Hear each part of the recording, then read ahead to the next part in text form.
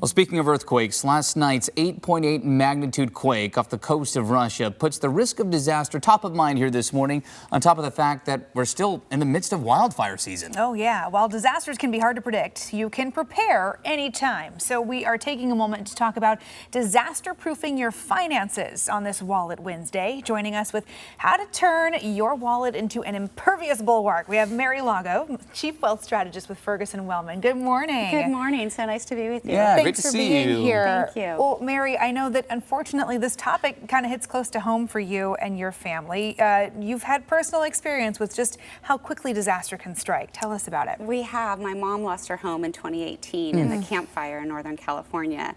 And it's easy to think it can never happen to you, but 50,000 people were displaced during that fire, and we have Palisades Fire, and it's earthquake season, fire season here. So important to do what you can to prepare and not just think it'll never happen to me and put off those preparation steps. What are some of those things that you can do to prepare in moments like this? Yeah, a couple of things that come top of mind, especially with fire season. We worry about the loss of our home. So making sure you really understand your homeowner's insurance. And there's some key elements of that, but knowing your coverage limits and what's going to be covered in the event that you do need to draw on that insurance coverage.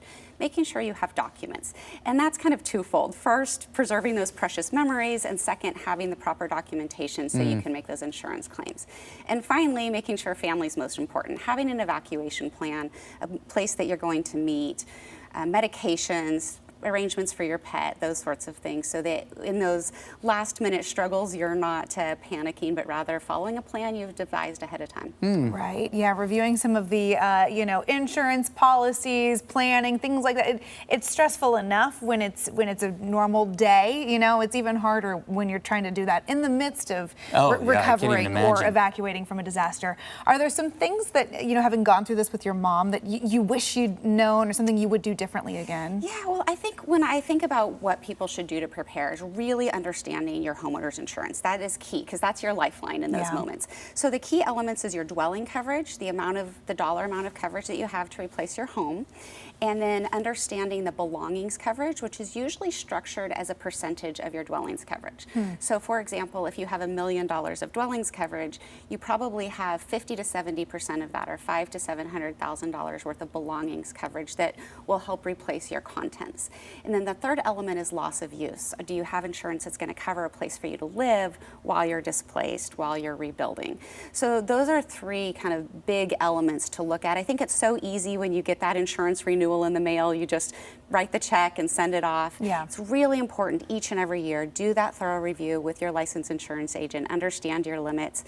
There's one other little nuance. When it comes to your belongings, insurance can be structured to give you money based on the actual cash value or on replacement value. And I thought actual cash value sounded better before I went through this. But actual cash value is the depreciated value. So it's like what you could sell your couch for today, not what you could go buy your couch for. So replacement value can usually be an add-on to a policy. It's well worth looking into. Interesting. I didn't know about that either. And then just to go back to the documentation and the paperwork side of this, that's stressful whether you're talking about being prepared for a disaster or not, right? Just making sure everything is in order. So what is the type of documentation that you have to make sure is locked in place here? Well, I'm going to bring the personal element to it and start with the family photos, the heirlooms, the things that you don't want to have lost.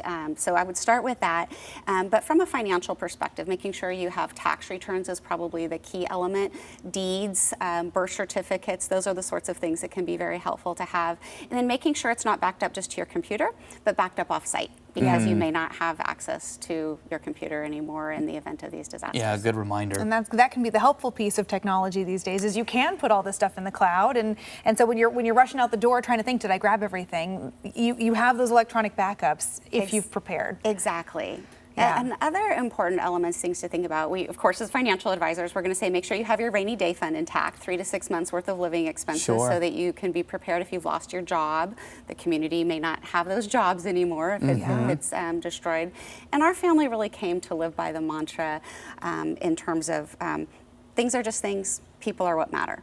So when you're faced with that disaster, make sure you're most focused on evacuating, getting your family to a safe place, the rest of it will take care of itself later. Yeah. Yeah. Good words of advice there. I mean, it's a stressful situation, and to have that plan in place to be able to react to the plan does make a lot of sense, on top of the panic that you're obviously going to be feeling in a disaster. So, Exactly. Mary, appreciate your time. My Good pleasure. conversation here. Yeah, and we're glad to know your mom's doing well. She has Doing rebuilt. very She's doing well. okay. Yes, Good. thank you Good. for asking. Yeah. Well, hey, it is a good reminder that you can never plan too early for these kinds of things. And experts can help you think about those things that you didn't even think you needed to plan. So you can review these tips and more by checking out our Wallet Wednesday segment on KOIN.com.